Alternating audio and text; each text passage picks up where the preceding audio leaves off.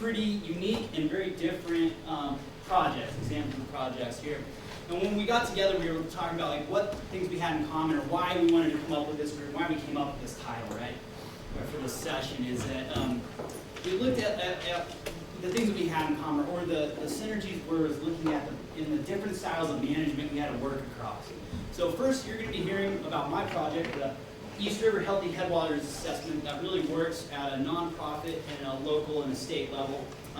And then Mary Young is going to be talking about her project dealing with soils, and she's been out in Oregon digging in the dirt all summer and has all these really cool maps to share. And she's working with the U.S. Forest Service and working through a very different process and a very different management regime than what I experienced. And then lastly, Barry Wilkins is going to be talking about this project. He's been working with Mount Crested Butte Municipality, working at that municipal level, and he's going to be talking about some of the challenges and opportunities of working at that scale and the kind of process he had to go through. And what we really saw is that there was a lot of lessons learned that we could take, or by looking at the differences that we had, we saw that there was a lot of synergy in understanding how these processes work and trying to just get a better understanding across different scales. So with that, I'm going to launch into mine. The East River Healthy Headwaters Assessment. It's a holistic approach to a non-consumptive use needs assessment. Wow, that's a big title again. I'm really getting good at these. So basically, what I'm doing is I'm doing a non-consumptive use needs assessment. Basically, it's around water resource. I'm doing an assessment around values around water resource. When we talk about water, we're talking about non-consumptive versus consumptive. And so consumptive use of water is when you divert water from a stream, and typically you apply it for municipal, industrial, or agricultural irrigation practices, and some or all that water is lost in the system. It doesn't return to the stream, it's consumptively used. Right? So a non-consumptive use of water is everything else. It's the water that maintains a healthy ecosystem, it's the water needed for habitat to keep the fish happy, but it's also the water that floats the boat down the stream, and all the other recreational opportunities that come with the non-consumptive use of water. And so really it's an assessment of environmental and recreational values. And my project specifically is trying to identify specific issues related to environmental and recreational values in the East River watershed. Identify specific elements that are going wrong or issues that are happening, and then come up with actionable projects to actually address those issues. So this really comes around from the state water planning process that we're currently going through right now. And so we're kind of in this 2-year-long process where the state of Colorado has said that we're going to come up with a plan to deal with projected growth and development in the future and in the light of climate change. And so within that plan, basically the state's been broken into basins, and each basin is tasked with coming up with their own plan about how to deal with these proposed shortages or proposed development in the future. The Gunnison Basin Implementation Plan, is what they're calling their portion of the Gunnison Basin, has identified specifically that recreation and environmental values are important to this basin, and that they need to come up with a list of projects and then move forward in addressing those issues to try and address those values in the watershed as a whole. And so the whole idea is that we're trying to make a basin, the watershed, more resilient. And so I started with the question of what makes a watershed resilient. How do you build adaptive capacity at a watershed scale? You know, and I love thinking about a watershed scale because it crosses social, political boundaries, right? And it crosses arbitrary lines drawn on a map, and it emphasizes natural boundaries, both just physical, but also in a management context as well, emphasizing that process there.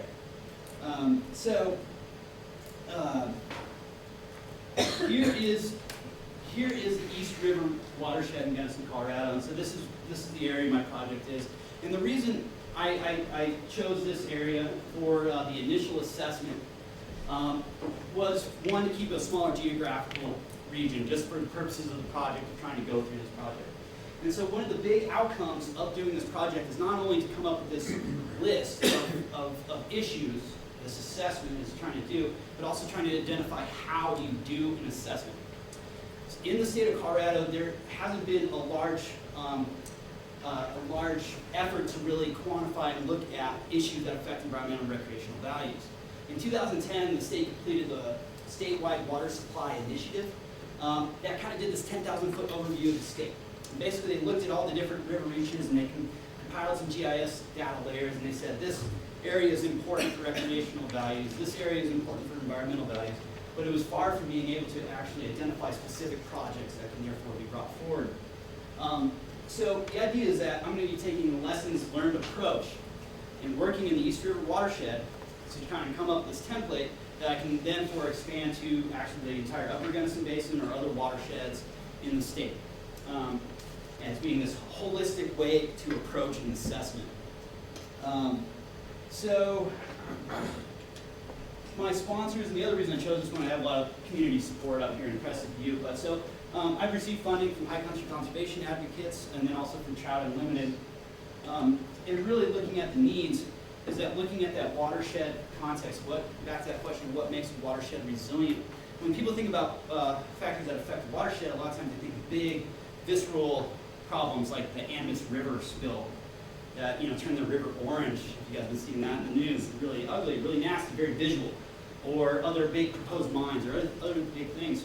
But the real insidious issues with watersheds is it's kind of this death by 1,000 cuts approach, where you have systems that are routinely and systematically degraded through historic land management practices, riparian areas, or improper infrastructure that inhibits recreation or maybe inhibits wildlife values, these sorts of things. So there's all these little tiny issues going on. And so it's this, which collectively have a large impact across a watershed, because when we start thinking about a watershed, everything's so interconnected. It's ridiculous how crazy interconnected everything is. So when we talk about the needs or why this project is needed is that we're really looking at trying to build that adaptive capacity at that local scale by addressing all these little issues, and then being able to scale that up into bringing on funding mechanisms like the state or federal government through this assessment to address all the different little issues. And so locally we can benefit from having riparian area, cleaner water, better habitat for sensitive species, better recreational access, maybe better recreational opportunities. Regionally though, it's like this idea of this assessment is being able to take this idea and expand it to the rest of the Upper Gunnison Basin, to other basins in the state, but then also this historical context. We know everything pretty much there is to know about consumptive use of water. We know where it's being taken out at, how much is being used, what's going to return back to the river, and where it's going to return back to the river. But historically, we have not put much emphasis on non-consumptive uses of water, environmental and recreational uses. So there's really kind of this, it's kind of this, given in the broader historical context, that why my project is kind of interesting to me is that it's actually kind of pushing forward these ideas of emphasizing non-consumptive uses of water in a consumptive use world. So it's interesting to see where it fits into the Colorado institutional environment. And this is kind of the way a lot of the state has kind of been structured, right? You kind of have this legislature at the top that has the body of water laws and how that comes down, and the laws that basically govern water as it is. And then the Colorado Water Conservation Board, CWCB, is kind of the state entity that's kind of in charge of protecting those interests or managing water. And then the basin roundtables, as Sam alluding to, they get funding from the state to work on projects and work on their own basins and their own water issues in their basins. And then local conservancy and conservation districts also are kind of that next step down, that smaller geographical area, and then into your kind of projects in your local watershed. And so this assessment works is really cool because this could be a tool that the state can actually use at the state level as based roundtables, and then also down to your local watershed. So I'm actually working at all these different scales, working through those processes, and hopefully being able to inform their management going forward with that. And so here's my systems diagram. I've done a number of these, and this is very complicated. I'm not going to go through every little bit on this thing, but suffice it to say is that I found everything very complicated. We have these black clouds up here in the corner represent outside factors exogenous factors like climate change, Colorado water law, the economy, things I can't really change or I can't really have much of an influence over directly. In the middle here, these triangles are both social and ecological, more endogenous factors that maybe I can have some sort of control over. Maybe we can affect local water quality. Maybe we can work with local landowners.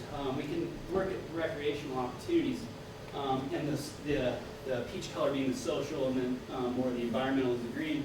And it's going to be through that this assessment is going to try to build social capacity around environmental and recreational use by starting those conversations, working with local stakeholders, and then identifying actionable projects, and developing a model, the transferable model to do the assessments can lead to my outcomes, which is down here behind the meeting box of increasing adaptive capacity of the East River and other watersheds. So that's kind of the way I've kind of approached it with this. Oh, did I? So for the methods that I'm using, and so we're talking about this holistic assessment.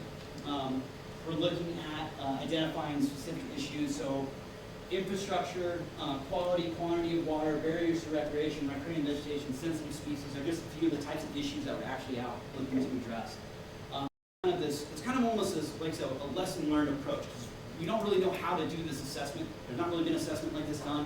We're trying to just kind of see what we come up with. And we're going through stakeholder interviews, we're doing surveys, and we're doing a lot of extensive research, both historical and actually on the ground, going out and actually walking the rivers and stuff like that.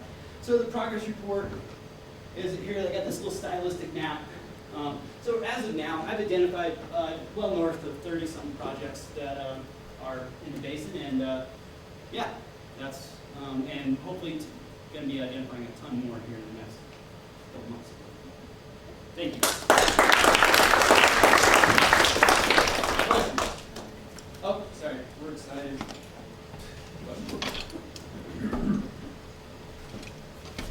Aaron. Can you give an example of some of the projects that you have identified?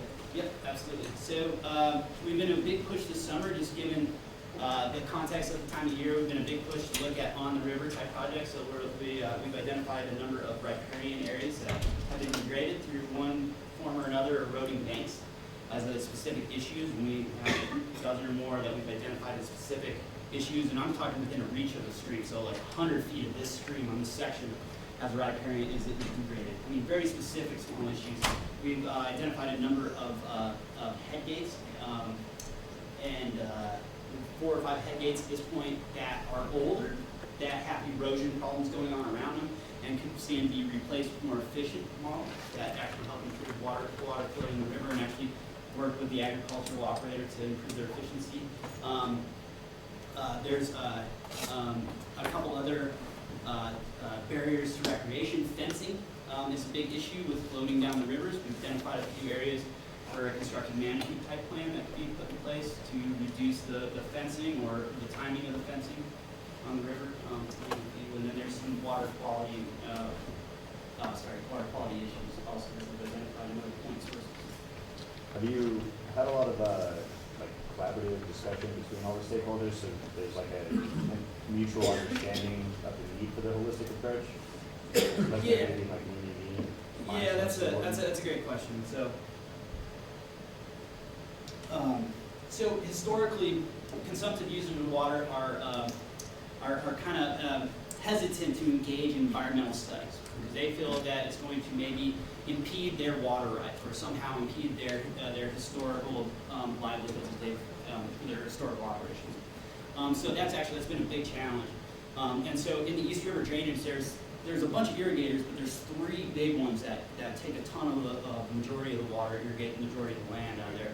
And so I've been trying to work with these individuals on trying to understand what I'm doing, why this is needed, and how they can help. And so far I've actually had really good response from 2 of the 3 big irrigators and, that are actually getting on board with the project here and working on the So with those identified projects, are you Mhm. suggesting management actions to specific landowners? Are those all on either federal or other protected lands, or are those mostly private?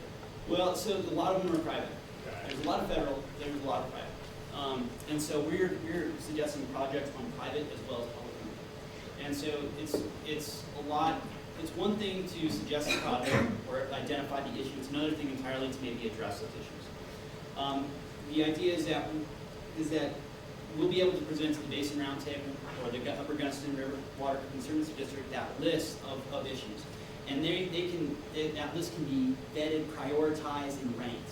You know, maybe it's easier to, when we have funding this year, to work on the easier public land issues, or maybe we have easier access to, or this one issue with this one landowner is a higher priority for us because it affects water quality. So maybe that's going to be where we start to focus. So maybe that's an indirect answer to your question, but No, it does, but I guess a further question is, do you report your findings to the Basin Water Table, who then is in contact with the landowners and suggesting these projects, or is it you yourself that is contacting them? we're trying to work with the landowners in developing the list of projects. At the culmination of this project, I will be doing some dissemination of my work, which includes a public outreach where I'm trying to show people what I found, and specifically those people that have projects on their land. But I'm hopefully we'll be working with them to identify those projects in the first place, so nothing's coming out of left field. Sure. And everything else. Is that kind of Yeah. And as part of the, I'm thinking like incentives for landowners to let someone come in and say, you know, where there's problem areas. Are there incentives in terms of potential funding? Like, is that a piece of it that Gunnison might fund to do some of these projects once they're identified? So absolutely. So kind of back to that state water planning process is that one of the ideas is that through the plan there are identified avenues for funding. Basically, the plan will open up doors for more resources and more funding. And that funding will come down through the Basin Roundtables, and those Basin Roundtables will use that funding to address the projects that have been identified. And so there is definitely, just by having the issues identified, it opens them up to a bunch of new sources of funding that are coming down, not only through the state process and the water planning process, but also through federal lists, and then also local conservation groups. They also have that list, like High Country Conservation Advocates are very interested in my findings just for their own use of trying to address projects in the watershed. So there is definitely an incentive, and there's a lot of opportunities for cost sharing programs. That's your time.